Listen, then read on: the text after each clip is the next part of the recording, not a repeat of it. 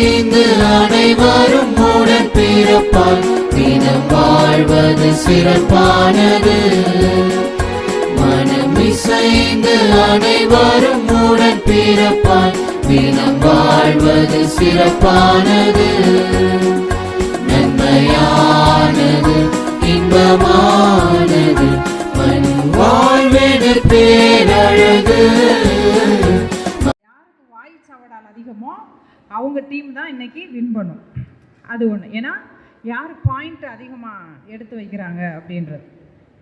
சரி, விசுவாச தலைமுறைனா அடுத்த ஜெனரேஷனை உருவாக்குறது. அப்படின்னா இப்போ இருக்கிற பிள்ளைங்களை அடுத்த ஜெனரேஷனுக்கு உருவாக்குறது ஆண்கள் தான் முக்கிய பங்கு வகிக்கிறாங்க அப்படின்ட்டு என்னுடைய இடது பக்கத்தில் இருக்கிறவங்க சொல்லியிருக்கிறாங்க.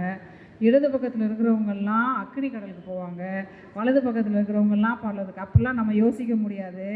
ஆனால் இடது பக்கத்தில் இருக்கிறவங்க என்னமோ தப்பாக சூஸ் பண்ணிட்டாங்களோ அப்படின்னு ஃபீல் பண்ணுற மாதிரி இவங்க பேச போகிறாங்க.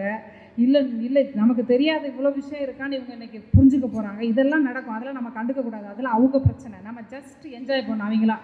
அவங்கள ஆட விட்டு அடிக்க விட்டுட்டு நம்ம என்ஜாய் பண்ணோம்.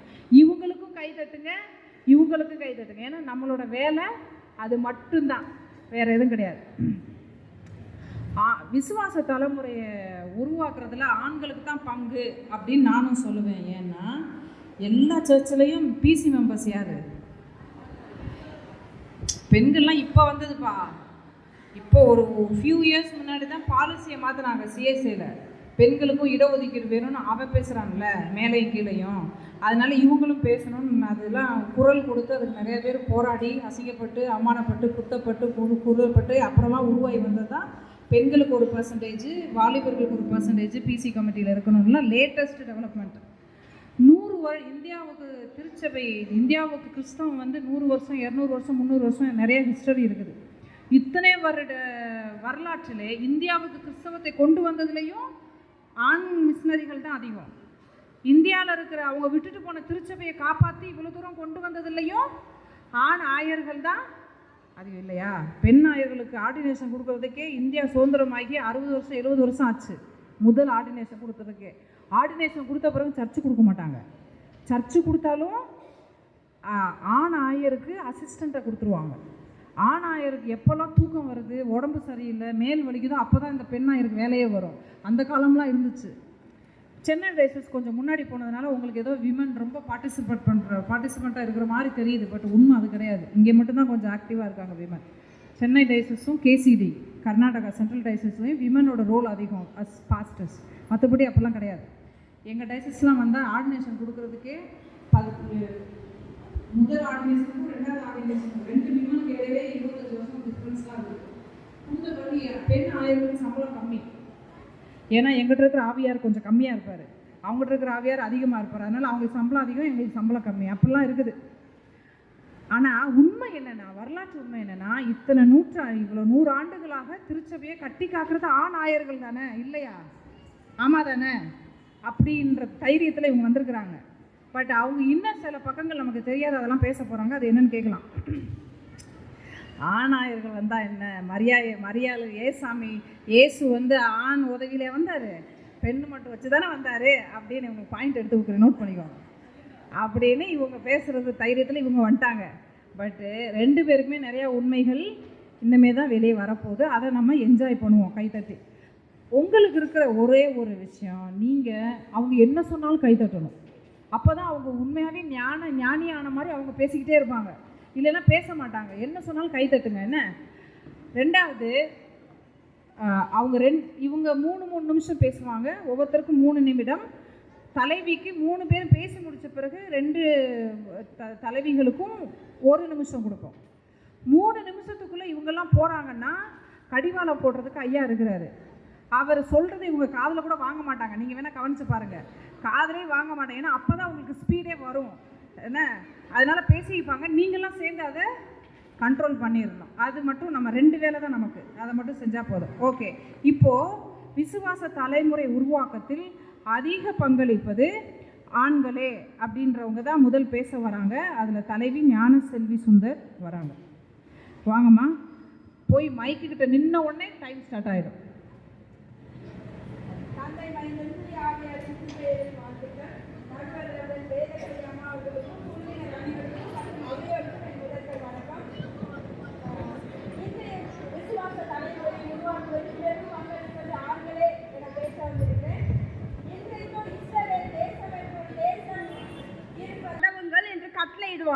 என்பதை அறிந்திருக்கிறேன் என்றார்.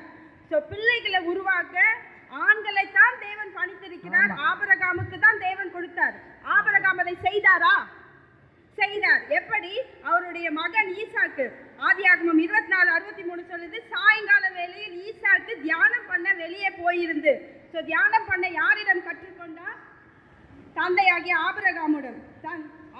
ஈசாக்குக்கு பிறகு ஆதியாகமம் 25:27 சொல்லுகிறது, யாக்கோபு கூடாரவாசியா இருந்தான் என்று. கூடாரத்திலிருந்து அவன் என்ன பார்த்தான்?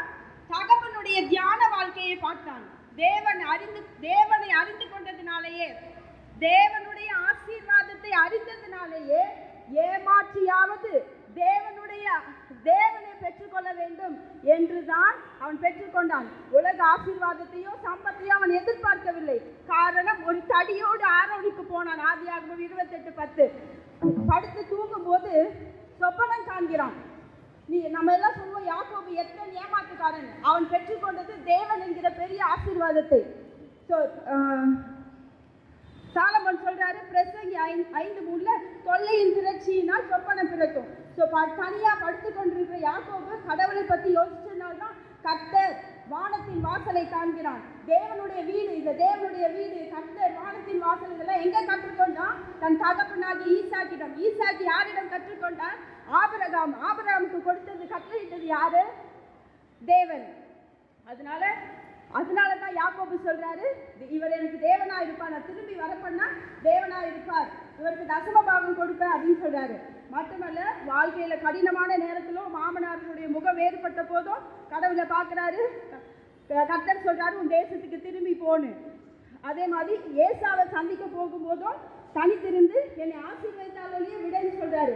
அங்க கடவுளை அவனை ஆசீர்வதிச்சாரு. இன்னைக்கு ஒரு தேசம் இருக்குன்னா அது பிதாக்களின் மூலமா சொல்லப்பட்ட, உருவாக்கப்பட்ட ஒரு விசுவாச சந்ததி அப்படின்னு சொல்லி.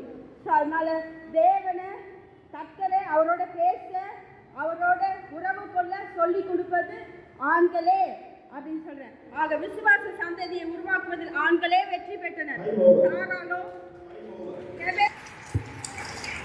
ஆனால் கரெக்டாக நான் சொல்ல நினச்சேன், நான் சொல்லலை, ஏன்னா அது பாயிண்டாக போய்ட்டு அவங்க அந்த பாயிண்ட்டை எடுத்துட்டாங்க. நான் ஆபிரகாமின் கடவுள், ஈசாக்கின் கடவுள், யாக்கோபின் கடவுள்னு எத்தனை நூற்றாண்டாக பேசிக்கிட்டே இருந்தார். ஈவன் இயேசு பிறந்த போது கூட ஆபிரகாமுக்கு கொடுத்த வாக்கு தத்தத்தை யார்? சிமியோன் பேசுகிறாரு, கையில் குழந்தை இயேசுயை ஏந்தி கொண்டு. ஆபிரகாமுக்கு கொடுத்த வாக்கு தத்தத்தை நீ நிறைவேற்றினாய். ஸோ கடவுள் எங்கேயாவது சாராளின் தேவன் சொன்னாரா? லேயாளின் தேவன் சொன்னாரா? ராகேலின் தேவன் சொன்னாரா? இல்லை, யாக்கோபை தானே கூப்பிட்டாரு. யாக்கோபை ஒய்ஃபையா கூப்பிட்டாரு, இல்லை அம்மாவையா கூப்பிட்டாரு அப்படின்னு சொல்லிட்டு அவங்க கேட்குறாங்க. டேய் இருடா வரேன்னு இப்போ இங்கே என்ன பேச வராங்க. ஏன்னா உங்களுக்கு இன்னொரு பக்கம் தெரியல வரலாற்றில், அது என்னன்னு சொல்கிறேன்னு. இந்த சைடில் இருந்து கிரேஸ் ஜோதிமணி வாங்கம்மா. அம்மா பேச போகிறவங்க வணக்கம், தோத்திரம், கர்த்தருக்கு மகிமை, பிதாகுமார் பரிசுத்த எதுவுமே பேசக்கூடாது. இது பட்டிமன்றம், பிரசங்கம் பண்ணக்கூடாது. ஸோ இது உங்கள் 6 பேருக்கு நான் சொல்கிறது. இப்பொழுது நாம் பார்க்க போவது சூனியமியாள் என்ற பெண்ணை பற்றி பார்க்க போகிறோம். அந்த மகள் குணசாலியான பெண், சௌந்தரியமுள்ள பெண், ஊரிலே பெயர் பெற்ற பெண், கைத்திறன் பெற்ற பெண், தேவனுடைய பிள்ளைகளை மிகவும் கனம் பண்ணுவதில் சிறந்தவள். அவள் மேல் தேவன் மேல் பக்தியோடு இருந்து விசுவாசத்தில் மிகுந்தவளாக இருந்தாள். அவள் சூனியம் என்ற, அவளுக்கு பேரே கிடையாது. சூனியம் என்ற ஊரில் எங்கே பார்த்தாலும் அந்த மகளை பற்றிய ஒரு மரியாதை ஏற்படும். அதனால அவளுக்கு கனமுள்ள ஸ்திரீனாவே அந்த ஊரில் இவதான் தெரியும் எல்லாருக்கும். அதனால என்ன செய்தாங்க, சூனியமிலே அவள் இருந்ததுனாலே சூனியம் யார் என்று பேரிட்டாங்க. அந்த சமயத்தில் எலிசா, கேயாசி, எலிசா அவனுடைய பணியாளர் கேயாசி 2 பேரும் அந்த சூனியம் ஊரை தாண்டி ஊழியம் செய்கிற வேலை வருது. அந்த நேரத்தில் அவங்க என்ன செய்கிறாங்க, சூனியமை தாண்டி போனாக்கா இந்த சூனியமுக்கு வரும்போது இவங்க வீட்டில் என்ன செய்கிறாங்க, இவங்க டெய்லி இப்படி போயிட்டு வராங்களே, இவ வந்து மற்றவங்களை பார்த்து அது யாரு எப்பேற்பட்டவங்க புரிந்து கொள்கிற அந்த திறனை கொண்டவா இவ. அப்போ என்ன செய்யுது, இது தேவனுடைய மனுஷனா தெரியுது, நம்ம வீட்டில் விருந்து வைக்கலான்ட்டு போய் வரிஞ்சு கேட்டு நீங்கள் தினமும் போயிட்டு வரீங்களே, எங்கள் வீட்லேயே நீங்கள் சாப்பிட்டு இப்போ போகலாமேன்னு சொல்லிட்டு அதே போல் தினமும் சாப்பிட்டு கொண்டுட்டு போகிறாங்க. அவங்களுக்கு ஊழியம் வேலை. அப்போ என்ன செய்கிறா இவங்க 2-3 நாளாக போயிட்டு வந்துருக்குறாங்க. அது கஷ்டமாக இருக்கும். இவங்க இங்கே சாப்பிட்டு வந்த இடத்துக்கு போயிட்டு திருப்பி ஊழியத்துக்கு வரும்போது திருப்பி இங்கே சாப்பிட்டு அவங்க ஊழியத்துக்கு போகணும். இது வேண்டாம். நம்ம ஒரு பெரிய பணக்கார குடும்பத்தை சேர்ந்துவா.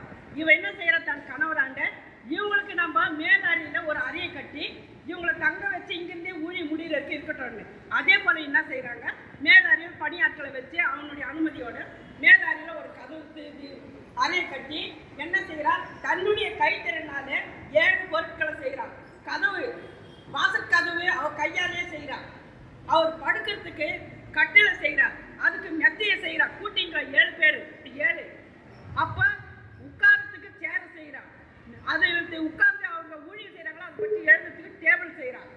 கரெக்டா போயிடுச்சுனாக்கா அங்க விளக்கு ஏறினோம், குத்து விளக்கு செய்யறார். இந்த மாதிரி 7 பொருள் தன் திறனாலேயே புதிய அறை கட்டி புதிய பொருட்களை உருவாக்கி அவருக்கு போயிட்டு நீங்க இங்கேயே தங்கிக்கலாம், நீங்க உங்க வேலை முடிவெடுக்குன்னு சொல்லிடுறாங்க. அவங்க என்ன செய்யறாங்க, அதே போல வேலையும் முடிச்சு போகுது. அந்த சமயத்தில் அவங்க போற நேரம் வர சமயத்தில் கேயாசி எலிசா வந்து எந்த பெண்ணிடமோ முன்கூட்டி தன்னுடைய பணியாளர் மூலமாக தான் பேசுவார். கேயாசி அந்த மகள் இவ்வளவு தூரம் நம்மளை நல்லா கவனிக்கிறாளே, அவளுக்கு ஏதாவது குறை இருக்கா, அவளை பற்றி கொஞ்சம் விசாரிங்க. அப்போதுதான் அவன் சொல்றான், ஐயா அவள் இந்த வயசுல இப்ப இருக்கிறான்னாக்கா அவளுடைய கணவனுக்கு வயது முதிர்ந்தவர், அவங்களுக்கு பிள்ளை இல்லை என்று சொல்றான். அது இன்னும் இருக்கு மேட்ரு, டைம் இல்லாதனால சொல்ல முடியல. பிரசங்கம் சும்மா ஒரு நார்மல் பிரசங்கம் பண்ணுன்னா 1 மணி நேரம் வேணும். அது எப்படி 3 நிமிஷத்தில் அந்த பிரசங்கம் முடியும்? அம்மா கேட்குறாங்க, மேட்ரு முடிக்க முன்னாடியே நீ டைமை முடிச்சுட்டேன்னு.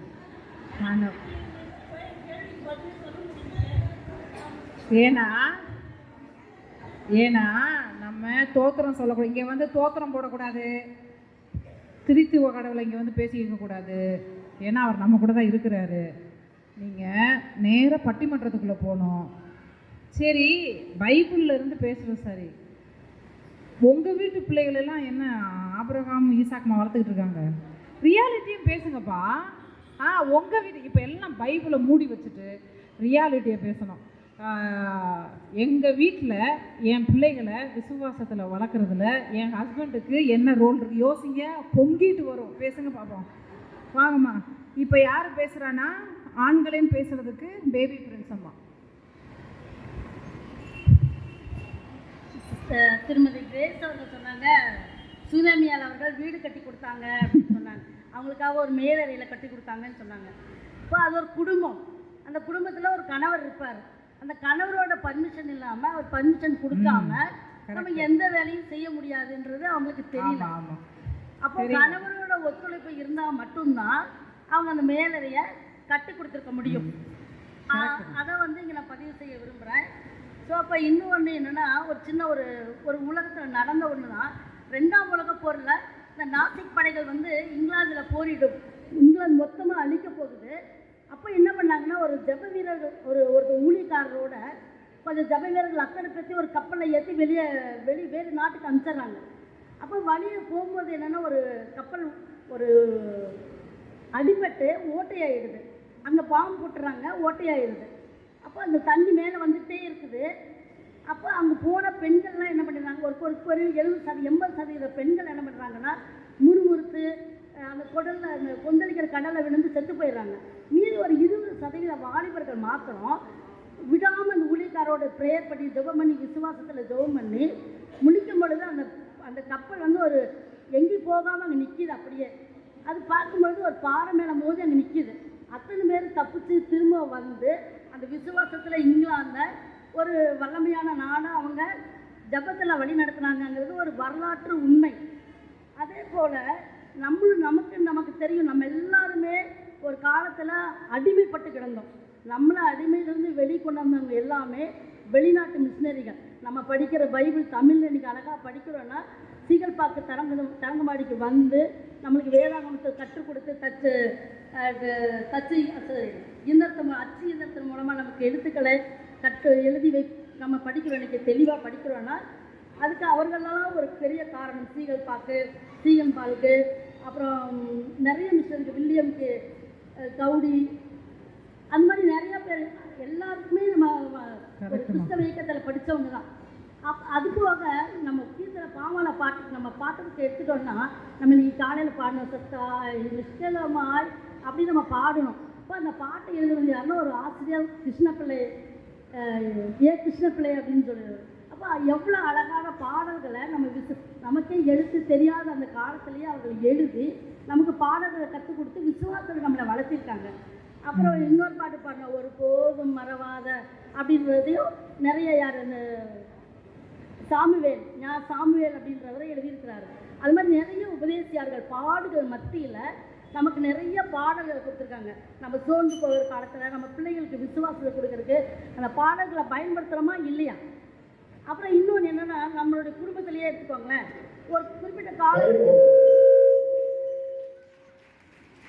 இந்த சர்ச்சில் ஒரு நல்ல விஷயம் என்னென்னா டைம் ஓவர்னோடனே எல்லாம் வந்துடுறாங்கப்பா, அப்புறம்தான் விட்டு வந்துடுறாங்க.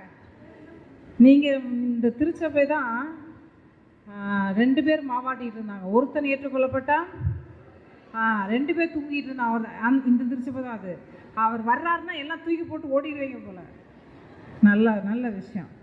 இந்த அம்மா ஒரு விஷயம் சொன்னாங்க, இந்த கவுண்டர் கொடுத்தாங்க. பட்டிமன்றம்னா கவுண்டர் கொடுக்கணும். அது ஒன்றுமே இல்லாத கூட கவுண்டர் ஆக்கிடணும். இந்த நம்ம அரசியல்வாதிகள்லாம் பண்ணுறாங்க, அது மாதிரி கவுண்டர் கொடுக்கணும். அது இன்னைக்கு இப்போ அம்மா பண்ணாங்க, அது நல்ல விஷயம்.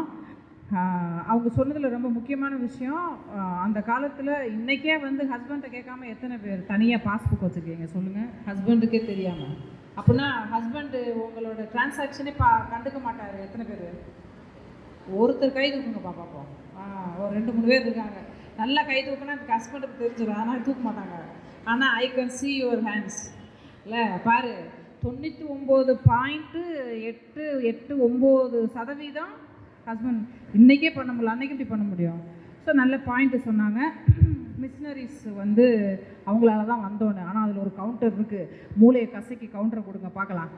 சரி, இப்போ இந்த டீமில் இருந்து பெண்கள் தான் அப்படின்னு சொல்ல வர்றதுக்கு தமிழரசியம்மா கண்டென்ட்டாக வர்றாங்க. சுற்றி வளர்ப்பது யாருன்னா பெண்கள் தான். எப்படின்னா நம்ம வீட்டில் இருக்கிற நடைமுறையிலே நம்ம பார்க்குறோம். ஆண்கள் என்ன பண்ணுறாங்க, காலையில் எழுந்துதான் அவங்க வேலைகளை பார்த்துட்டு பேகை தூக்கி நம்ம வேலைக்கு போயிடணும். யாருன்னா எப்போ என்ன கெட்டு போட்டோம். நம்ம வீட்டில் இருக்கிற பொறுப்பு அது நமக்கு கிடையாது, பெண்களுக்கு தான். நம்ம வீட்டில் இருக்கிற பெண்ணு தான் பார்க்கணும். காலையில் முதல்ல எழுந்துக்கிறது யார்? பெண்ணு. அதிக நேரமாக இருந்து வீட்டிலிருந்து எல்லா பொறுப்புகளையும் இதுக்கு சரி செய்து படுக்கிறது யார்? பின்னாடி படுக்கிறது பெண்கள் தான். அதனால் நம்ம வந்து பெண்கள் தான் விசுவாசத்தில் சிறந்தவங்க. பிள்ளைகளை வந்து காலையில் பள்ளிக்கு அனுப்பும்போது அதுங்களுக்கு எந்த முறையில் அனுப்பணும், அதுங்களுக்கு பைபிளில் இருக்கிற வசனங்களை எப்படி சொல்லி தரணும், காலையில் எழுந்ததும் படைக்கல வசனத்தை படிச்சுட்டு அதுக்கப்புறம் தான் எழுந்து புறப்படணும். ஆனால் அந்த விதத்தில் எங்கள் பிள்ளைங்களை நாங்கள் வளர்த்தோம். அதனால தான் இந்த அந்த பிள்ளைங்க பொண்ணு பிள்ளைங்களாம் இன்றைக்கி ஒரு பைபிளில் ஒரு சிறந்த பிள்ளைங்களாக விளங்குது. அது எல்லாருக்குமே தெரியும். அது மாதிரி இருக்கும்போது புத்தியுள்ள ஸ்திரீ தன் வீட்டை கட்டுவாங்கன்னா பெரிய பெரிய பில்டிங்கு பங்களா நல்லா ஷோவாக கட்டிடணும் நம்ம வீட்டை, அதுதான் நமக்கு சிறந்த ஒரு பேர் அப்படின்ட்டு நினைப்பாங்க. ஆனால் அப்படி இல்லை. என்னன்னா வீட்டில் இருக்கிற எல்லா பொறுப்புகளையும் பார்த்து எல்லாவற்றையும் ஒழுங்குபடுத்தி வரவங்களுக்கு எந்த விதத்தில் மரியாதை கொடுக்கணும்னு பிள்ளைங்களுக்கு கற்றுக் கொடுக்கணும். அந்த விசுவாசத்தோடு வளர்க்கணும் பிள்ளைங்களை. அதே மாதிரி வீட்டில் இருக்கிறவங்களுக்கும் கீழ்ப்படிஞ்சு நடக்கணும். இது போன்றெல்லாம் நம்ம செய்தால் தான் புத்தியுள்ள ஸ்திரீ தன் வீட்டை கட்டுகிறாள் என்ற ஒரு இதுக்கு பொருந்தும். அப்படி இருக்கும்போது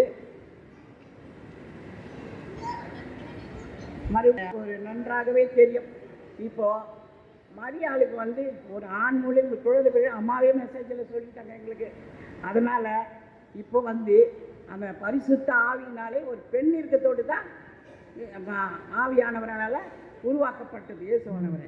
அப்படி இருக்கும்பொழுது இப்போ இந்த காலத்தில் வந்து நம்ம வந்து விசுவாசத்தோடு இருக்கிறதுனால தான் அதை நம்ம இன்னைக்கு வந்து நம்ம அதை உருவாக்கி படிக்கிறோம், தெரிஞ்சு கொள்கிறோம்.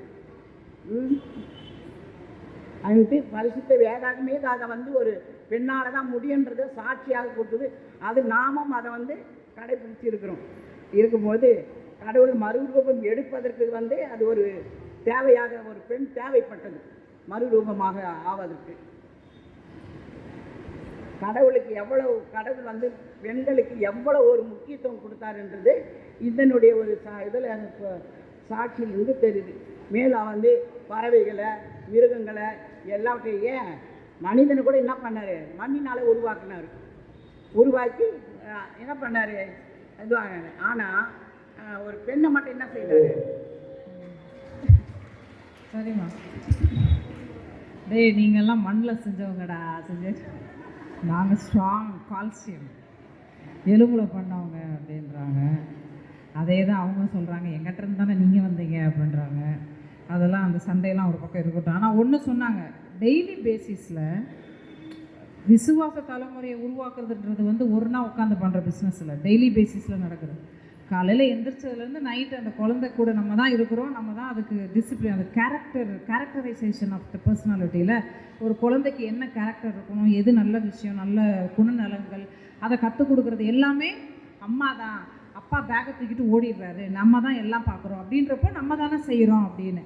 இன்னொன்று ஒரு நல்ல விஷயம் சொன்னாங்க, கடவுள் வந்து பெண்களுக்கு ரொம்ப முக்கியத்துவம் கொடுத்துருக்குறாரு. அதுக்கு ஒரு நல்ல எடுத்துக்காட்டு, போங்கடா ஆண்களான்னு சொல்லிட்டு கடவுளுடைய குமாரனே ஆண்களுடைய உதவியே இல்லாமல், ஸ்பெர்மே இல்லாமல் ஒரு ஆண் குழந்தை வந்து பிறக்குது அப்படின்றதையும் சொன்னாங்க. அதுலேருந்தே தெரியுது கடவுள் வந்து பெண்களுக்கு எவ்வளோ முக்கியத்துவம் கொடுத்துருக்குறாரு அப்படின்னு. ஏதோ மறுரூபத்துக்கு பெண்கள் தேவைப்பட்டாங்க சொன்னாலும் அப்படி எனக்கு ஞாபகம் இல்லை பைபிளில், அது என்னென்னு அப்புறமா அந்த மாதிரி தனியாக கேட்டுக்கிறேன். என்ன இப்போது இவங்கெல்லாம் வந்து எப்படி தெரிகிறாங்கன்னா, கணவர்மாருக்கு ரொம்ப உண்மையாக இருக்கிற, கணவர்மாருக்காக எல்லாமே உயிரையே கொடுக்குற அந்த மாதிரி ஒரு. ஸோ அவங்ககிட்ட இவங்க சில கேள்விகள் வச்சுருக்குறாங்க. குழந்தைகளோட கேரக்டரைசேஷன், குணநலங்கள் வளர்ப்பில் நீங்கள் என்ன பங்கு வச்சுட்டாங்க உங்கள் ஆண்கள்? தினம் காலையில் எழுந்திரிச்சு நைட் தூங்குற வரைக்கும் வீட்டில் இருக்காத ஆண்கள் என்ன மாதிரி விசுவாசத்தை வளர்த்துற முடியும் குழந்தைங்களுக்கு, அடுத்த தலைமுறைக்கு? இப்போ ஏசு பிறப்பில் ஏன் ஆண் இல்லை அப்படிலாம் கேள்வி கேட்டிருக்காங்க. அம்மா தான் பதில் சொல்லணும். வாங்கம்மா விஜயா அம்மா, மைக்க ஒழுங்கா வைங்கடா அப்படின்றாங்க. தமிழ் சக்கா சொன்னது ரொம்ப சிரிப்பாக இருக்குது எனக்கு. ஏன்னா பேக் மாற்றி அப்போ ஆஃபீஸ் பண்ணலாம் சொன்னாங்க, அதில் வரவேற்கிறேன். மற்றவங்களுக்காக தான் பேசுனாங்க, ஏன்னா எப்பவுமே அவங்க மற்றவங்களுக்காக பாடுபடுங்க பெண்கள் ஐக்கிய சங்கத்தில் கூட. அடுத்தது அவங்க அடிக்கடி நான் பேகு காய் தான் வாங்கி வந்து நான் பார்த்துருக்குறேன். எனக்கு ஆண்கள்னாலே எனக்கு ஒரு ரொம்ப கோவம் இருக்கும். அடிக்கடி ஐயா வந்து கூட இப்போ நான் என்ன சொல்லிட்டு வந்தேன்னா, என்னங்க ஆண்களுக்கு நான் தான் விரோதி, நான் போய் இந்த பக்கம் எப்படி பேசுங்கம்மா அப்படியே கூட பேசுங்கம்மாங்க. ஏன்னா இப்போ இங்கே பார்க்குற நிறைய பெண்கள் இருக்கிறாங்க, ஆண்கள் விருப்பப்படாமல் நம்ம பெண்கள் வந்து உட்கார்ந்து இருக்க முடியாது இல்லையா? ஆமாம் ஆமாம், கட்டாயம். அம்மா கூட என் ஹஸ்பண்டு என் குழந்தை 4 வயசு குழந்தை வீட்டில் பார்த்துக்கிறதுனால தான் நான் இங்கே உட்காந்து வாய் பேசிக்கிறேன். அப்போ ஆண்கள் வந்து பெண்களுக்கு அதிகமான அதிகாரம், அதிகமான சுதந்திரம், அதிகமான ஒரு ஈடுபாடு கொடுத்தாதான் பெண்களாக முழுமையாக நாம் ஊழியம் செய்ய முடியும், இங்கே பேச முடியும். அதை நான் வந்து அம்மா அதை ஏற்றுப்பாங்கன்னு நான் நினைக்கிறேன். ஏன்னா சாதாரண ஒரு வீட்டில் பார்த்தீங்கன்னா 2 கால் இல்லாதவங்க நடக்கிறது ஒரு விஷயம், ஒரு கால் இருந்து ஒரு கால் இல்லாமல் நடக்கிறது பெரிய விஷயம், ஒரு கால் இல்லாமல் நடக்கிற பாரு அதுதான் பெரிய விஷயம். வீட்டு வேலையை சரி பெண்கள் தான். ஆனால் அந்த பெண்களை ஊக்கப்படுத்தியாருன்னா ஆண்கள். எப்பவுமே ஆண்கள் வந்து இரக்கமற்றவர்கள் சொல்லுவோம். பவுலடியார் அவர் ஊழியத்தில் சொல்கிறாரு, அவர் அங்கிருந்து போகிறப்போ எல்லாரும் அவரை கழுத்தை கட்டி பிடிச்சின்னு அழுதாங்களாம். நிறைய நிறுவ பாடங்கள் எழுதுகிறாரு. அப்போ அவர் எந்த அளவுக்கு அன்பா அவங்க அந்த இடத்துல இருந்து ஊழியம் செய்திருப்பாருன்னு நம்ம யோசித்து பார்க்கலாம். அடுத்ததான் நம்ம பார்த்தோம்னா, நான் அடிக்கடி அங்கே திருச்சபையில் சொல்வேன், பெண்களுக்காக தான் சப்போர்ட். ஆண்களே குறைஞ்சிட்டாங்க இப்போ. ஏன்னு சொன்னால் பெண்களுக்கு அதிக பாரம் இருந்தாலும் ஆண்கள் அவர்களை என்ன பண்ணுறாங்க, மகிழ்ச்சியாக ஒரு குடும்பத்தில் வைத்திருக்கிறார்கள். அந்த பெண்களுக்கு ஒத்தாசையாக இருக்கிறார்கள். ஆண்கள் என்பவர்கள் எப்பவுமே முரட்டு குணமுடையவர்கள் நம்ம சொல்லவே முடியாது. அவருக்கு நிறைய இலகிய குணங்களும் உண்டு. சரி, இன்னைக்கு இருக்க தலைப்பு என்ன சொல்லிக்கிறாங்கன்னா, உருவாக்குவது பெரும் பங்கு ஆண்களா இன்றைய விசுவாச தலைமுறையில். இப்போ அவங்களாம் சொன்னாங்க, ஆபிரகாம் சொன்னாங்க, பழைய யாக்கோபு, ஈசாக்கு, மூசு எல்லோரும் விசுவாசத்துக்கான இன்றைய தலைமுறையில். இன்றைக்கி பார்த்தீங்கன்னா நிறைய பேர் ஐடி வேலை செய்கிறோம், திருச்சபையில் அப்படிப்பட்ட சூழ்நிலை குடும்பத்தில் ஆண்கள் தான் என்ன செய்வாங்க, பிள்ளைகளுக்கு ஒரு நம்பிக்கை கொடுக்கும்.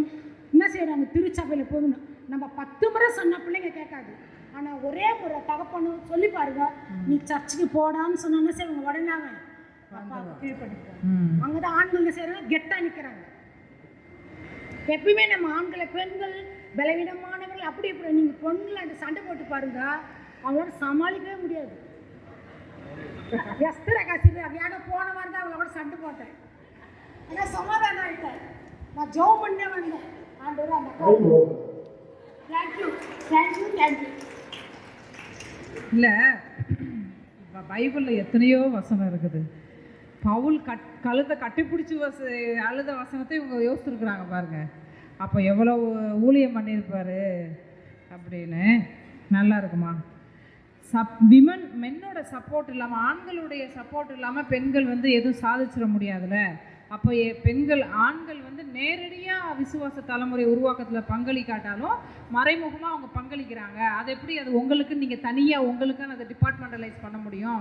தனியாக நீங்கள் அதை எப்படி உரிமை கொண்டாட முடியும்? ஹஸ்பண்ட் இல்லாமல் ஏதாவது உங்களால் செய்ய முடியுமா அப்படின்னு ஒரு கேள்வி கேட்டாங்க. இன்னொன்று என்ன சொன்னாங்கன்னா, அம்மா எத்தனை தடவை சர்ச்சுக்கு போகணுன்னு சொன்னாலும் கேட்காத பிள்ளை அப்பா ஒரு வார்த்தை சொன்னால் போய்டும், ஏன்னா அவர் பெல்ட் எடுத்துருவாருன்னு. ஆனால் அது எல்லா இடத்துலையும் நடக்குதான்னு தெரில. பட் இந்த ஏரியாவில் நடக்குதுன்னு இப்போ நான் தெரிஞ்சுக்கிட்டேன் அம்மா சொல்லி. பேக்கை தூக்கிட்டு போகிறாருன்றதை மட்டும்தானே பேசுகிறீங்க. திருப்பி அந்த பேக்கில் காய்கறி வாங்கிட்டு வர்றாரு. அந்த பேக்கை தூக்கிட்டு ஏன் போகிறாரு? நான் பேக்கை தூக்கிட்டு போகிறதுனால தானே நீ உன் பிள்ளை விசுவாசத்தில் உட்காந்து டைம் எடுத்து வளர்க்குற. நான் போகாமல் இருந்தால் நீ பேக்கை தூக்கிட்டு ஓடுவில்லை, விசுவாசத்தில் வளர்த்துட்ருப்ப அப்படின்னு இன்னொன்று கேட்டாங்க. அதில் இன்னொரு விஷயம் சொன்னாங்க, அதை நான் கடைசியாக அவங்கள வச்சு செய்கிறதுக்கு வச்சுருக்கிறேன். இப்போது அம்மா இதுக்கெல்லாம் பதில் சொல்லணும். சுந்தரி அம்மா வாங்க.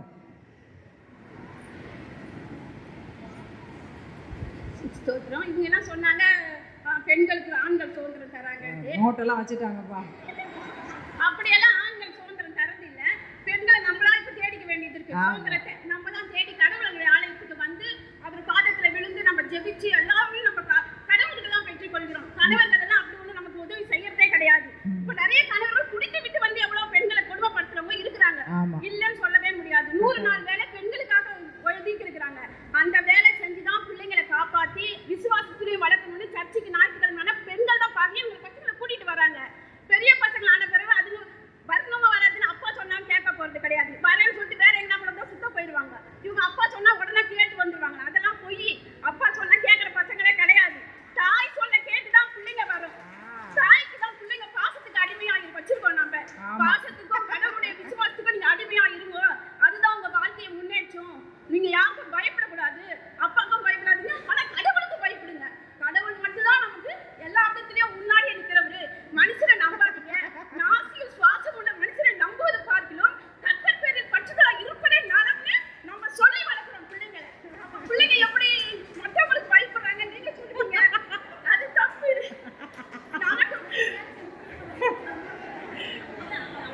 தப்பு.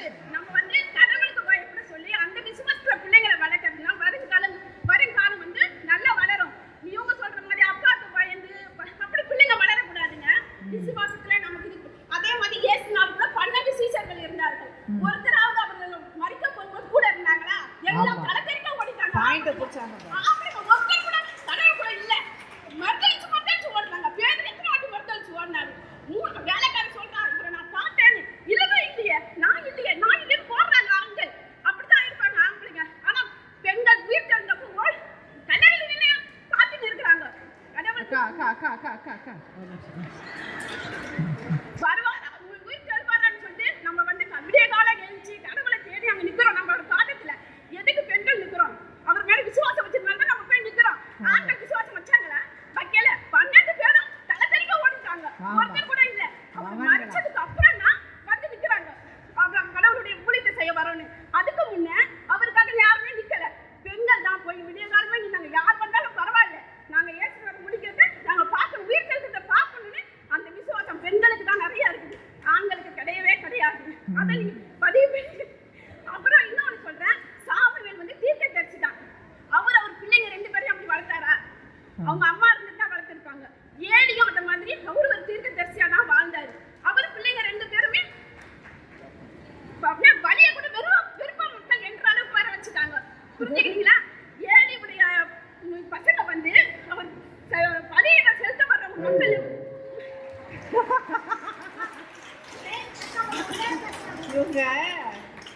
இவங்க கையில் கத்தியை கொடுத்து யாராவது கொலை பண்ண சிரிச்சுட்டே தான் கலை பண்ணுவாங்க. சிரிச்சுட்டே கொடுக்குறாங்கப்பா, சிரிச்சுட்டே கொடுக்குறாங்க. என்ன எம்மா யார் மேலே கோபம்? இவங்க மேலே மட்டும் இல்லை, 12 சீசர்கள் மேலேயும் பயங்கர கோபம். அவங்க எந்திரிச்சு வந்தானுங்கன்னா முடிஞ்சானுங்க. டேய் நீங்கள் இங்கே வந்தீங்களா? கடல் தானே ஓடுனீங்க, இப்போ இங்கே வந்தீங்க. சூப்பருக்கா, நல்ல ஸ்பிரிட். இந்த ஸ்பிரிட் இருந்தால் போதும், யாரும் பக்கத்தில் வர மாட்டாங்க. பெண்கள் தானே இயேசுவினுடைய கடைசி காலத்தில் இருந்தாங்க. ஒருவேளை அவங்க இல்லைன்னா இயேசுவினுடைய குருசிஃபிக்ஷன், அது சிலுவை மரணம் பற்றியும் யாருக்கும் தெரிஞ்சிருக்காது, உயிர்த்தெழுதலை பற்றியும் யாருக்கும் தெரிஞ்சிருக்காது. இயேசுக்கு எப்போ ஆள் தேவைப்பட்டுச்சோ அப்போ மட்டும் அவங்க இல்லாமல் போயிட்டாங்க. இந்த விமன் மட்டும்தானே இருந்தாங்க. அப்போல்லாம் இந்த ஆண்கள் எங்கே போனாங்க? அப்போ இல்லாத விசுவாசத்தில் துணை நிற்கப்பா, நீ விசுவாசத்தெல்லாம் வளர்க்க வேணாம். விசுவாசத்துக்காக நின்று இயேசு கூடயே நிற்காத ஆண்கள் எப்படா இன்னைக்கு வளர்த்துருவாங்க அப்படின்னு ஒரு கேள்வி கேட்டாங்க. நான் இன்னும் கொஞ்சம் நல்லா போட்டேன்னா நங்குரத்தை அப்படின்னு கேட்டாங்க. இன்னொன்று கேட்டாங்க, பாசத்துக்கு அடிமையாக நாங்கள் வச்சுருக்குறோம்ல, அதை இன்னும் வச்சு செய்கிறதுக்கு இந்த லேட்டாக வச்சுருக்குறேன். பாசத்துக்கு அடிமையாக வச்சுருக்கோம்ல, அது ஆம்பளை பசங்க அம்மாவுக்கு தான் அடிமை. என்ன தான் அப்பா ஹீரோவாக இருந்தாலும் அம்மாவுக்கு தான் அடிமை. நாங்கள் பாசத்துக்கு அடிமையாக வச்சு தானே வளர்க்குறோம் விசுவாசத்தில் அப்படின்னு. இன்னும் ஒரு விஷயத்த சொன்னாங்கப்பா, அதை நம்ம கட்டாயம் அண்டர்லைன் பண்ணணும். ஆமாம், ஆண்களுடைய உதவி இல்லாமல் பெண்கள் பெருசாக எதுவும் செய்ய முடியாது. ஆண்கள் உதவி பண்ணுறதுனால, அவங்க உழைக்கிறதுனால தான் நம்ம இங்கே எல்லாமே பண்ணுறோம், அதெல்லாம் ஒத்துக்கிறேன். ஆனால் எல்லா ஆண்களுமா சொல்லுங்கள்? எல்லா ஆண்களுமா அடிக்கிறவன் இருக்கிறான், குடிக்கிறவன் இருக்கான் அப்படின்னு சொன்னாங்க. விட்டா இவங்க 2 பேரும் சண்டை போட்டுக்குவாங்கப்பா, நான் நடுவில் இருக்கிறது நல்லது அப்படின்னு. ஸோ அதுக்கு நீங்கள் பதில் சொல்லணும். எல்லா ஆண்களுமா இல்லை, அப்போது அந்த இடத்துல பெண்கள் தானே வளர்க்குறாங்க அப்படின்னு. இன்னும் ஒரு நுணுக்கமான விஷயம் சொல்ல ட்ரை பண்ணாங்க. ஐயோ பேசுகிறதுல அது போயிடுச்சு. அது என்ன நான் பின்னாடி உங்களுக்கு சொல்கிறேன். ஆனாலும் இந்த ஸ்பிரிட்டை விடாதீங்க. இப்போது இந்த இதில் கடைசியாக மத்தியாஸ் வந்து சேர்ந்தார் பார்த்தியா 12 சீசர்களில், அது மாதிரி ஒருத்தர் வந்து சேர்ந்துக்கிறாங்க. ஜாய்ஸ் அக்கா வாங்க, நல்லா பாட்டு பாடுனீங்க, அதே மாதிரி போய் நல்லா பேசிடுங்க. உங்கள் குரூப்புக்கு நிறைய கேள்விகள் வந்திருக்கு, பதில் சொல்லுங்கள். ஆண்களே அப்படின்னு சொல்ல வந்திருக்காங்க. அம்மா பாட்டை பாடிட்டு ஆண்களை பேச வரலாம் காத்துக்கிட்டுருக்காங்க. பாருங்க, பெண்களை தான் வந்து நம்ம எப்படி வந்தேன்னு பாருங்க முதல்ல. ஆனால் வந்து எல்லாம் வந்து பைபிளை ப்ரிப்பேர் பண்ணிட்டு தான் வந்திருக்காங்க.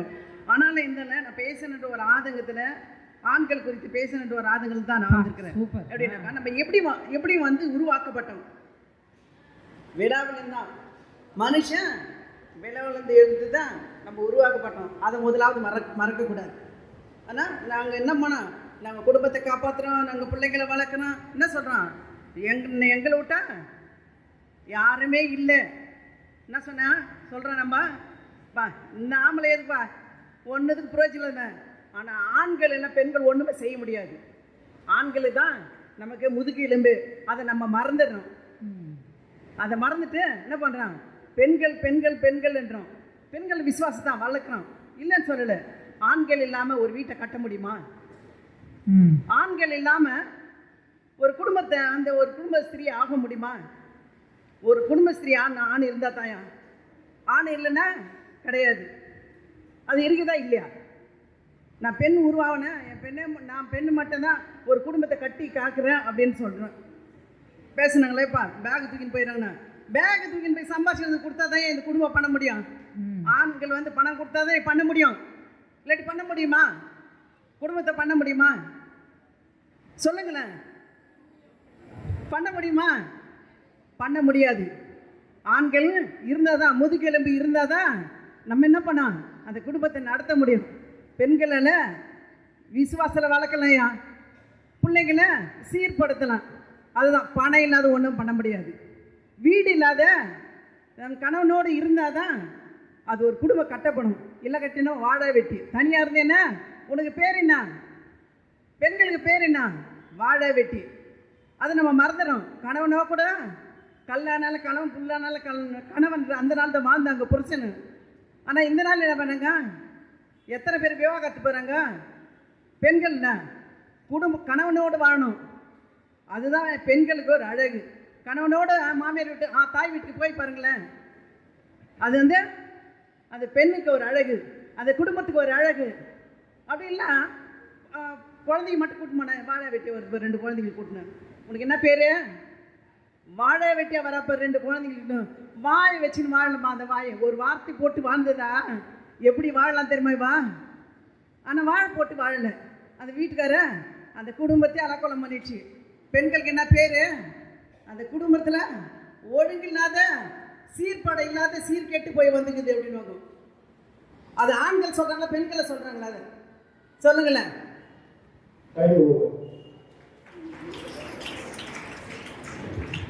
விலா எலும்பு எங்கேருந்து வந்துச்சு? உங்கள் எல்லாரோட கணவன் மாட்டிருந்து தான் உங்கள் விலா எலும்பு வந்துச்சு அப்படின்னு அவங்க சொன்னாங்க. இந்த அக்கா சைடில் கேட்குறாங்க, விலா எலும்பு வர்றதுக்காக கணவனை செஞ்சாரா இல்லை கணவன்றது விலா எலும்பு வந்துச்சான்னு இவங்க கேட்குறாங்க. பார்க்கலாம் யார் எப்படி மோதுறான்னு. இன்னொன்று இந்த அம்மா கேட்டாங்க, விஜயாம்மா, ஆண்கள் இல்லாமல் நம்ம பெருசாக எதுவும் செய்ய முடியாது அப்படின்னு சொன்னாங்க. அது ஆமாவா இல்லையான்னு உங்களுக்கும் தெரியும், எனக்கும் தெரியும். ஆனால் அவங்க என்ன சொல்கிறாங்கன்றது தான் இங்கே பாயிண்ட்டு. கோர்ட்டில் இது மட்டும் தான் எடுபடும், நம்ம பேசுறதுலாம் எடுபடாது. நிறையா கலாச்சாரம் சார்ந்து நிறையா பேசினாங்க. அதில் பிரச்சனைகள் இருக்கா இல்லையா, உண்மையா, அதெல்லாம் நீங்கள் தான் பதில் சொல்லணும். வாங்கக்கா, உங்கள் பேர் கனிமொழி. வாங்க.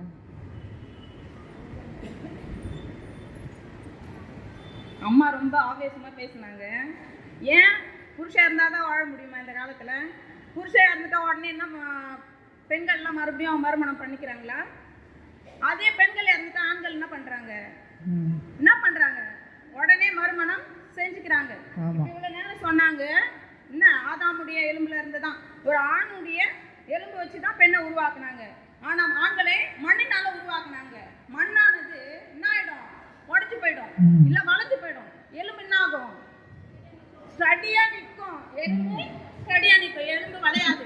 அது நேரம் எந்த பக்கம் வளைச்சாலும் வளையாது. அப்போ இதுலயே தெரியும் யார் சிறந்தவர்கள் அப்படின்னு சொல்லி.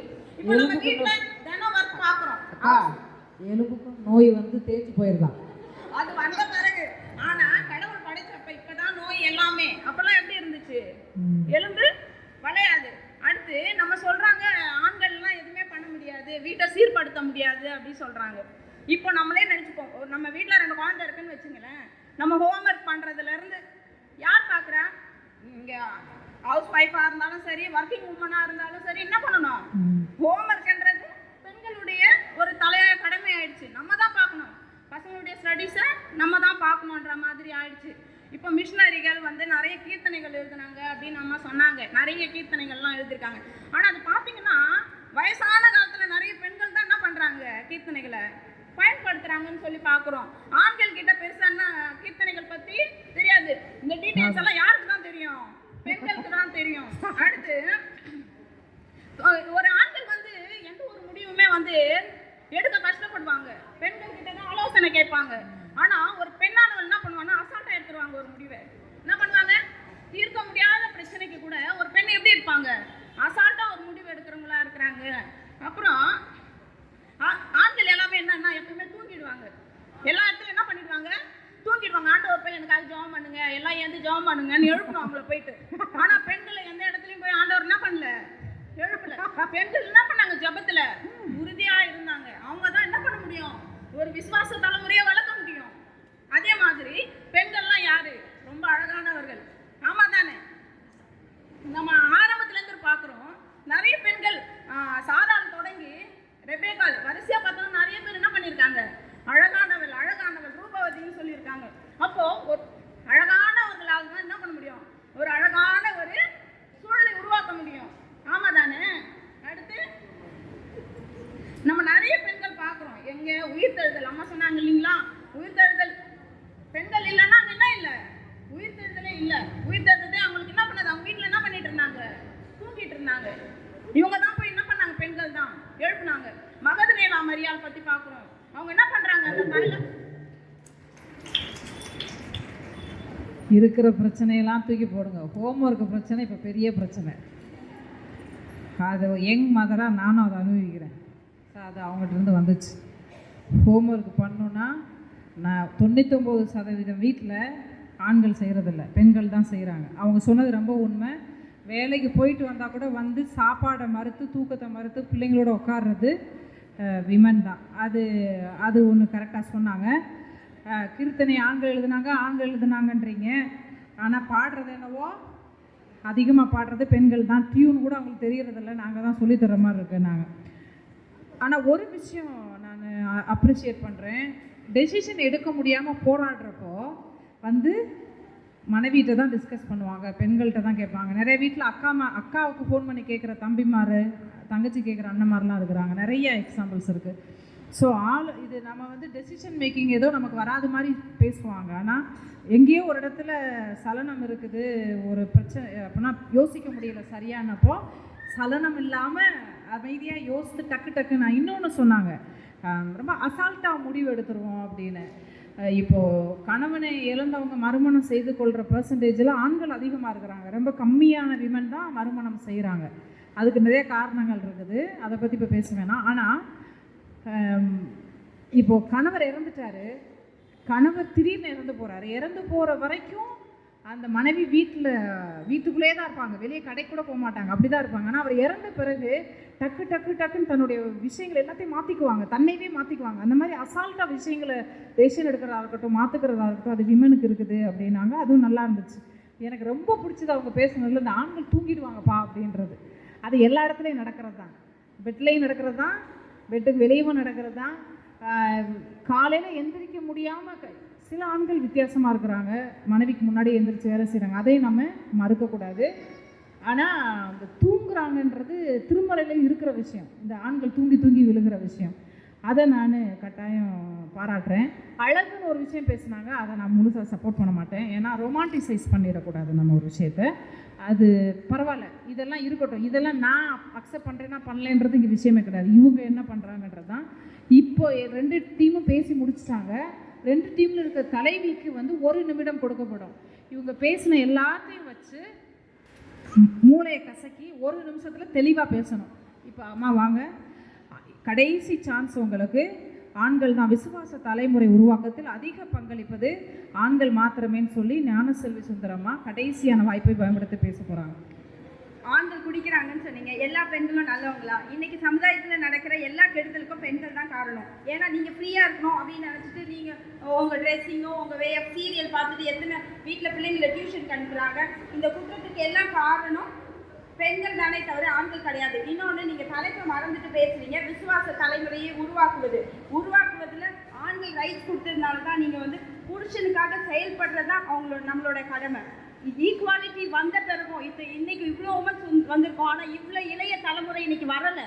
அதுக்கு காரணம் நான் தான் அப்படின்னு சொல்லி அசால்ட்டாக முடிவு எடுத்துட்டு நான் தான் பிள்ளையை வளர்க்குறேன்னு செல்லம் கொடுத்து பாசம் காட்டி கெடுக்கிறோம். அவங்கள உருவாக்குனா அவ்வளோ யூத்தும் இன்னைக்கு இங்கே வந்திருப்பாங்க. அதுக்கு காரணம் விசுவாச தலைமுறையை உருவாக்க முடியாததுக்கு காரணமே பெண்களுடைய கீழ்ப்படியாமை. தேவன் ஆபிரகாமுக்கு இதுதான் நம்ம பெண்கள் கையில் கொடுக்கல, தேவன் ஆண்கள் கையில் கொடுத்துருக்காரு. ஏன்னா பெண்கள் கையில் கொடுத்தா அவங்க வந்து இதை கண்டிப்பாக பண்ண மாட்டாங்க, அவங்க வந்து பலவீனமானவங்க தெரிஞ்சுதான் தேவன் வந்து நீதியும் நேர்மையும் வழி நின்று உனக்கு பின்னாடி உன்னோட புதல்வருக்கு இதை கற்றுக்கொடுன்னு ஆபிரகாமுக்கு தான் சொன்னாரு. அதனால தேவன் இதை ஆண்களுக்கு தான் கொடுத்துருக்காரு. இன்னைக்கும் ஆண்களுக்கு கீழ்படிஞ்சா நம்ம ஒரு விசுவாச தலைமுறையை உருவாக்கத்தான் முடியும் அப்படின்னு சொல்லி விடைபெறுகிறேன். வாய்ப்புக்கு நன்றி.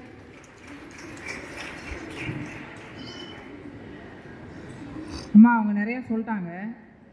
அவங்க பேசுனது மட்டும் இல்லை, அந்த அணி முழுக்க பேசுனதுக்கு எதிர்வாதம் வைக்கிறதுக்கு உங்களுக்கு 1 நிமிடம். வாங்கம்மா. கிரேஸ் ஜோதிமணி அம்மா.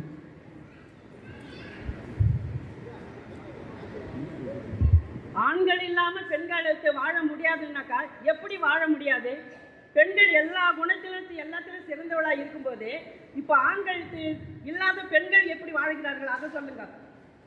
அதே சமயத்தில் பொறுப்பில்லாத ஆண்கள் இருக்கிற சமயத்தில் பெண்கள் எப்படி பிள்ளைகளை வழியில் நடத்துகிறாங்க. இதே சமயத்தில் இப்போ செபராலை எடுத்துக்கொள்ளுங்க. அவள் நியாயாதிபதி, குணசாலியான பெண், தைரியமுள்ள பெண். அவள் பேரிச்ச மரத்து கீழே இருந்துக்கினே தன்னுடைய நியாயத்தை இது பண்ணிட்டா. அந்த சமயத்தில் சிசேராவின் மூலமா அந்த இடம் அழிக்கப்பட வர சமயத்தில் அப்போ என்ன செய்யறாங்க, அங்க இருக்கிற எரேமியா, செப்பனியா, எத்தனையோ ஆண்கள் தீர்க்கதரிசி இருக்கிறாங்க. அவங்களெல்லாம் விட்டுட்டு செபோராண்ட வராங்க. அதாவது யாரு? வீரமானவன், வீரநடை ஓடுகிறவன். பாரத் அவனுடைய தைரியம் எங்க போச்சு? அவன் நடை எங்க போச்சு? அவன் பேருக்கு தான் வீரமா நடக்கிறான் ஒழிய உள்ளத்துக்குள்ள போட அவன் என்ன செய்யறான்? பேசாத நம்ம பெண் போலான்ட்டு வந்துடுறான்.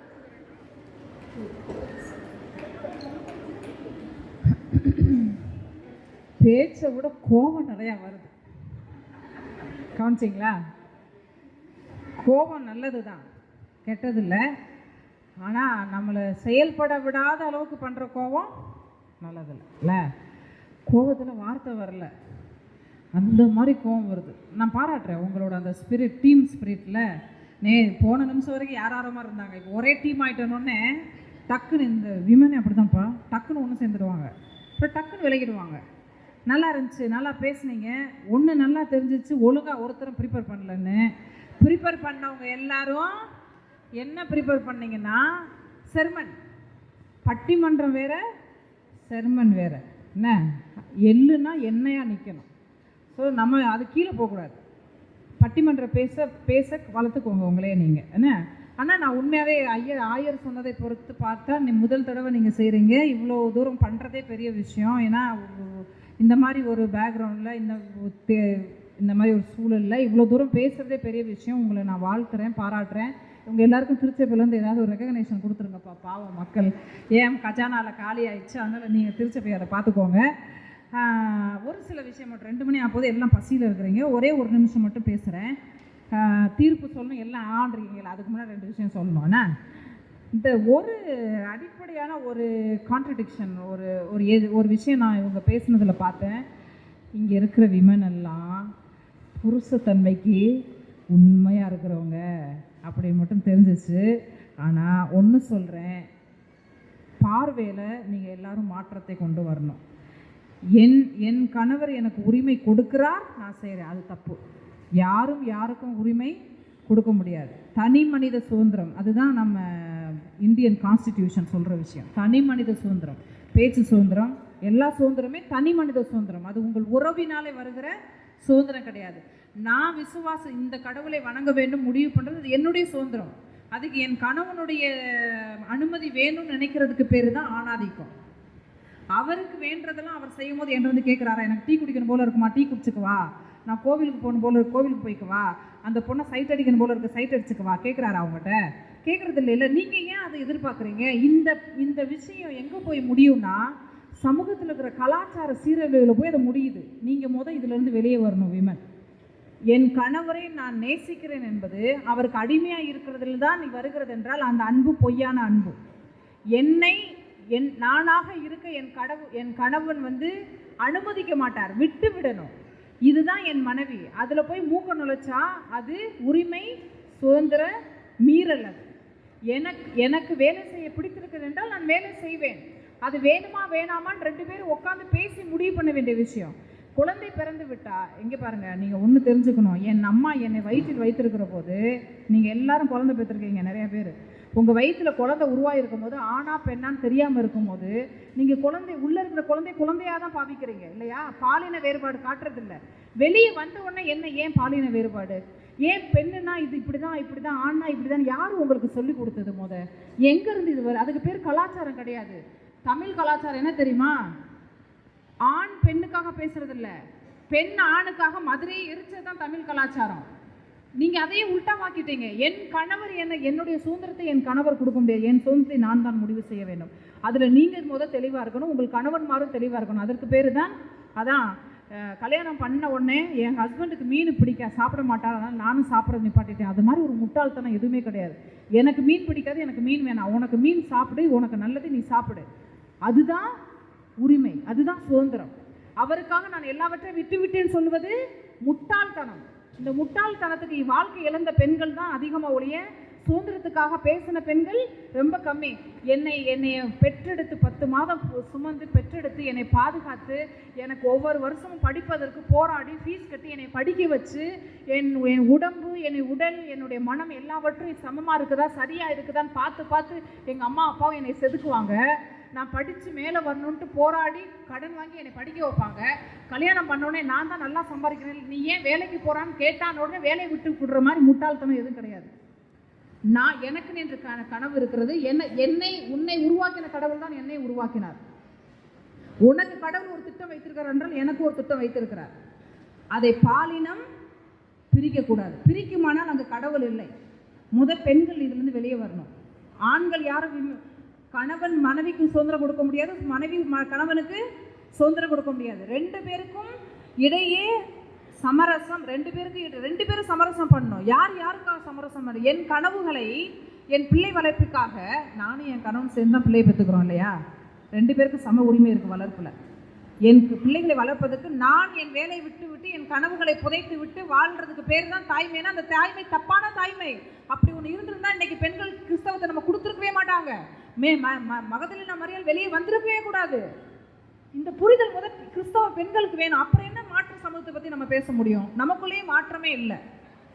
இதை பற்றி தெளிவாக பேசணும். நிறைய கேள்விகள் இருக்குது. இதை பற்றி பேசணும்னா நம்ம ஒரு நாள் நான் மறுபடியும் வரேன், உட்காந்து எல்லாரும் பேசுவோம். நீ பேசுகிற பிரச்சனை இருக்குதுன்னு அடித்து சொல்லுங்கள், வாங்கிக்கிறேன். ஆனால் உங்கள் பிரச்சனையை நீங்கள் ஓப்பனாக பேசணும். இதில் எனக்கு பிரச்சனை இருக்குது, இது எனக்கு கம்ஃபர்டபுளாக இருக்குது, என் ஹஸ்பண்டுக்கு அடிமையாக இருக்கிறது எனக்கு கம்ஃபர்டபுளாக இருக்குது. அன்பு வேறு, அடிமை வேறு. புரியுதா? அன்பு வேறு, அடிமை வேறு. எந்த அன்பு உங்களை அடிமைப்படுத்துகிறதோ அந்த அன்பு ஒரு நாள் உங்கள் கனவுகளை அளிக்கும். இயேசு சொன்னார், நீங்கள் என் சிநேகிதர்கள், you are my friend. Jesus ஒரு நாள் நீங்கள் என் அடிமைகள் என்று சொன்னதில்லை. இன்னும் அடுத்த விஷயம், ட்ரெஸ்ஸிங் பற்றி சிலர் கமெண்ட் அடிச்சிங்க. நான் கேட்குறேன், ட்ரெஸ்ஸு அசிங்கமாக போடுறதுனால தான் ரேப் நடக்குதா? அப்படியா? 3 வயசு குழந்தை என்னங்க ட்ரெஸ்ஸுமா தப்பாக போட்டுச்சு? ஒரு 3 நிமிஷத்துக்கு ஒரு பெண் இந்தியாவில் கற்பழிக்கப்படுகிறார். 3 நிமிஷத்துக்கு ஒரு பெண் இந்தியாவில் இது இந்திய குற்றவியல் அந்த ஃபோரம் கொடுக்குற ஸ்டாட்டிஸ்டிக்ஸ். இது இந்தியாவில் 3 நிமிஷத்துக்கு ஒரு பெண் கற்பழிக்கப்படுகிறார். என்ன ரூமுக்குள்ளே, கல்கத்தாவில் ஹாஸ்பிட்டலில் ரூமுக்குள்ளே உட்காந்து தான் படிக்கிற வேலையை பார்த்துட்டு இருந்த பொண்ணு என்ன தப்பு பண்ணா? டாக்டர் தானே, அவுத்து போட்டு உட்காந்துருந்தா. 65 வயசு பாட்டி, மனநிலை பாதிக்கப்பட்ட பாட்டி, ரோட்டு ஓரமாக கிடைக்கு. அந்த பாட்டியை கற்பழிக்கிறவனுக்கு என்ன பேர்? இங்கே பாருங்க, ஒரு ஆண் எந்த உடையும் இல்லாமல் என் முன்னாக வந்து நின்றாலும் எனக்கு ஒன்றும் தோணாதுன்றது என்னுடைய மனக்கட்டுப்பாடு. புரியுதா? நான் குழந்தைகளை அப்படி தான் வளர்க்கணும். உனக்கு சுய கட்டுப்பாடு வேணும். எங்கு உன் சுயத்தை காட்டுவது, எங்கு காட்டக்கூடாது, அப்படி தான் வளர்க்கணும். நீ ட்ரெஸ் அப்படி போட்டதுனால தான் என் பிள்ளை பண்ணான்னா அதை விட கேவலமான ஒரு ஒரு ஒரு ஒரு கலாச்சாரம் எங்கேயும் கிடையாது. ஏதோ ஒரு பிரச்சனையிலே, இப்போ ஒரு நல்ல எடுத்துக்காட்டு சொல்கிறேன். சுடிதார் போட்டு ஷால் போடாமல் வந்தால் யாரும் கண்டுக்க மாட்டாங்க. அதே இது சாரீ கட்டிட்டு ஒரு பக்கம் தெரிஞ்சால் பார்ப்பாங்க. அது ரெண்டுக்கு என்ன வித்தியாசம்? ஒரு வித்தியாசம் இல்லை. மறைக்கும் போது மனிதனுடைய சைக்காலஜி என்னென்னா, ஒன்று நீங்கள் மறைச்சிங்கன்னா உங்கள் ஹஸ்பண்ட் வந்து பக்கத்தில் வந்து இன்றைக்கி ஒன்று நான் பார்த்தேன் தெரியுமா, என்னதுன்னு கேட்டு அதை இப்போ சொல்ல முடியாதுன்னு போயிட்டான்னு வச்சுக்கோ, போட்டு மாண்டு என்னத்தை பார்த்துருப்பாரு. ஏன்னா அவர் மறைச்சிட்டார் இல்லையா? ஒரு விஷயம் மறைக்கும் போது ஹியூமன் சைக்காலஜி அது. அப்படி அதை நம்ம கற்றுக் கொடுக்கக்கூடாது, உண்மையை கற்றுக் கொடுக்க வேண்டும். ட்ரெஸ்ஸிங் தான் இந்த உலகத்தில் எல்லா பிரச்சனைக்கு காரணம்னா நீங்கள் தப்பு பண்ணுறீங்க. அதை பற்றி நம்ம பேசலாம். ஏன்னா எல்லாரும் அவங்கவுங்களுக்கு தெரிஞ்சதை, அவங்கவுங்களுக்கு சரிப்பட்டதை பேசியிருக்காங்க. அவங்க மேலே எந்த தப்பும் இல்லை. நம்ம சில விஷயங்களை நம்ம மாற்றிக்கணும், புரிதல்களை மாற்றிக்கணும். அதை நாம் கற்றுக்கொள்ள வேண்டும். ஓகே, கடைசியாக விமனுக்கு தான் அந்த வாலா வெட்டின்னு பேர் வருது அம்மா சொன்னாங்க. அதுதான் சமூகத்தில் இருக்கிற விஷயம். ஆனால் மனைவியை விட்டுட்டு இன்னொரு மனைவி கூட போகிறவன், அல்லது இந்த மனைவியை விட்டுட்டு தாந்தோட்டித்தனமாக திரிகிறவனை இந்த சமூகம் ஏதாவது பேர் வச்சுருக்கா? ஏன் வைக்கல? கணவன் இறந்த மனைவிக்கு பேர் என்ன? மனைவி இருந்த கணவனுக்கு பேர் என்ன? இல்லை. ஏன்? இது ஆணாதிக்க சமூகம். ஆண்களை மட்டுமே மையப்படுத்தி எல்லாமே இயக்கப்படுகிற சமூகம். அங்கே எல்லாமே ஆண்களுக்கு எல்லாமே ப்ரிவிலேஜ். நானும் 9 to 5 ஆஃபீஸில் வேலை செய்கிறேன். என் ஹஸ்பண்ட் 9 to 5 ஆஃபீஸில் வேலை செய்கிறாரு. வீட்டுக்கு வந்த ஒரு 2 பேரும் டயர்டாக தான் வரோம். 2 பேரும் பஸ்ஸில் தான் வரோம். வீட்டுக்கு வந்தோடனே நான் கிச்சனுக்கு போனோம், அவர் சேரை போட்டு உட்காருவார் முகத்தை கழுவிட்டு. ஏன்? எங்கே பிரச்சனை? நான் பெண் என்பதாலே பிரச்சனை. நான் ஒரு நாள் காஃபி போடுறேன், நீ ஒரு நாள் காஃபி போடுறதுல இருக்கிற ஒரு சந்தோஷமான வாழ்க்கை எதுவும் கிடையாது. நான் ஆல்டரில் 3 மணி நேரம் உட்காடுறேன்னா என் 1 வயசு குழந்தைய எழுப்பி விட்டு கக்கா போக வச்சு கழுவி குளிப்பாட்டி குழந்தைய 3 மணி நேரம் வெளியே என் ஹஸ்பண்ட் சுற்றிட்டு இருப்பார். அதுதான் புரிதல். புரிதல் தான் முக்கியம். நான் பெருசா நீ பெருசா முக்கியம் இல்லை, புரிதல் தான் முக்கியம். நம்ம எல்லாம் 2 பேரும் சேர்ந்து குடும்பத்தை வளர்க்குறோம் என்றதான் முக்கியம். கிறிஸ்துவ தலைமுறையை வளர்ப்பதில் பங்களிப்பதில் 2 பேருக்கும் சம பங்கு இருக்கணும். இல்லைன்னா அந்த பிள்ளைங்க ஒரு நாள் வழி தவறிதான் போவார்கள். இன்னொன்று நான் சொல்கிறேன், கிறிஸ்தவ தலைமுறையை 10 பக்கம் எழுதி இதுதான் கிறிஸ்தவ முறை அப்படிலாம் வளர்க்க முடியாது. நான் முழங்காலில் நின்றால் என் பிள்ளை முழங்காலில் நிற்கும். நான் எல்லா பிரச்சனைக்கும் என் கடவுளை தேடி ஓடினால் என் பிள்ளையும் என் கடவுளை தேடி ஓடும். நான் எல்லா பிரச்சனைக்கும் பக்கத்து வீட்டு அக்காட்ட போய் புறணி பேசிட்டு இருந்தேன்னா என் பிள்ளையும் பக்கத்து வீட்டில் ஒரு ஃப்ரெண்டை போய் தான் தேடும். கிறிஸ்தவ தலைமுறையை உருவாக்குவது என்பது வாய் சொல்லில் அல்ல, வாழ்க்கையில் இருக்கிறது. இதில் பெண்களா ஆண்களா அப்படிதான் நம்ம பார்க்கணும். நிறைய நேரம் பெண்கள், நிறைய நேரம் நடைமுறையில் பெண்கள் தான் அதை செய்கிறார்கள். அன்ஃபார்ச்சுனேட்லி பெண்கள் தான் அடுத்த தலைமுறையை விசுவாசத்தில் வளர்க்குறதுல அதிக பங்களிப்பு செய்வது பெண்கள் தான். அதில் மாற்று கருத்தே இல்லை, அதுதான் தீர்ப்பு. ஆனால் ஏன் பெண்கள் கேள்வி கேட்க வேண்டியது உங்களுடைய கடமை. நான் வந்து பிஹெச்டி முடிச்சிருக்கிறேன், ஆனால் நான் ப்ரொஃபஸராக வேலை பார்த்தேன். கல்யாணம் முடிஞ்சோடனே வேலையை விட்டுட்டேன். ஏன்னா என் குழந்தையை வளர்க்கணும். அதனால குழந்தையுடைய விசுவாச வளர்ப்பில் நான் பங்களிப்பு செய்கிறேன். நானும் ஒரு வேலைக்கு போயிருந்தேன்னா என் கணவனும் வேலைக்கு போயிருந்தேன்னா 2 பேரும் சேர்ந்து வளர்த்துருப்போம். புரியுதா? ஆணாதிக்க அமைப்பும் காரணம். நீங்கள் உங்கள் பெண்கள் அதிகமாக குழந்தைகளுடைய விசுவாச வளர்ப்பிலே பெண்கள் அதிகமாக பங்களிப்பு செய்வதற்கு ஒரு காரணம் ஆணாதிக்க சமூகம். நான் ஒன்று சொல்லட்டுமா? என் அப்பா என்னுடைய இன்னைக்கு நான் இவ்வளோ திருமறையை தெரிஞ்சிருக்கிறேன்னா எங்கள் அம்மா அப்பா 2 பேரும் காரணம். 3 மாதம் கழிச்சு வீட்டுக்கு ஹாஸ்டல்ல இருந்து வீட்டுக்கு வர்ற எங்கள் அக்காட்ட ஒரு நாள் தான் எங்கள் அப்பா வெயிட் பண்ணுவார். 2வது நாள் சர்ச்சுக்கு எடுத்துகிட்டு போய் சர்ச்சை உள்ளே கூடி போட்டிட்டு மணிக்கணக்காக அவள் ஜோம் பண்ணணும். இல்லைன்னா எங்கள் அப்பா கிச்சனில் போய் எங்கள் அம்மாட்ட முணுமுணுப்பார், பிள்ளை ஏன் இந்த வட்டம் வந்து ஜோம் பண்ணலை. எங்கள் அம்மா அதை எங்கள் அக்காட்ட கேட்பாங்க, ஏன் ஜோம் பண்ண மாட்டேங்கிற, என்னாச்சு? 2 பேரும் சேர்ந்து வளர்த்ததுனால தான் நாங்கள் ஸ்ட்ராங் ஆனோம் விசுவாசத்தில். இன்னொன்று சொல்கிறேன், பிரசங்கம் யாரும் பண்ணலாம். இவங்க எல்லாருமே சொன்னால் இப்போ 4 பிரசங்கம் பண்ணிடுவாங்க. சூனமித்தியாரை பற்றி ஒரு பிரசங்கம் பண்ணாங்க பாருங்கள், ரெபேக்காலை பற்றி ஒரு அம்மா பண்ணாங்க, தெபோராலை பற்றி. பிரசங்கம் யாரும் பண்ணலாம், ஆனால் எல்லாரும் வாழ முடியாது விசுவாசத்தை எந்த ஒரு தாயோ தகப்பனோ வாழ்ந்து காட்டுகிறார்களோ அந்த பிள்ளைகள் விசுவாசத்தை அடுத்த தலைமுறைக்கு கடத்தி செல்வார்கள். இன்னைக்கு இது முதல் தலைப்பு. நான் 2 தீர்ப்பு சொன்னேன் இல்லையா? உண்மையில் விசுவாச வளர்ப்பிலே பங்களிப்பு செய்வது பெண்கள் தான். அது முதல் தீர்ப்பு. 2வது தீர்ப்பு, இவங்க எப்படி பேசுனாங்க. இந்த 2 டீம்ல யார் நல்லா பேசுனாங்கன்னு உங்களுடைய தீர்ப்பு என்ன? அதை தைரியமா சொல்லுங்க. யாராவது அடிக்க வந்தாங்க நான் சப்போர்ட் பண்றேன். இல்ல அவங்க தீர்ப்பை கேட்கிறேன் நான். அவங்க சொல்றதுனால நான் என் தீர்ப்பை மாத்திக்க போறதில்ல. பேசுறதுல யார் நல்லா பேசுனாங்க?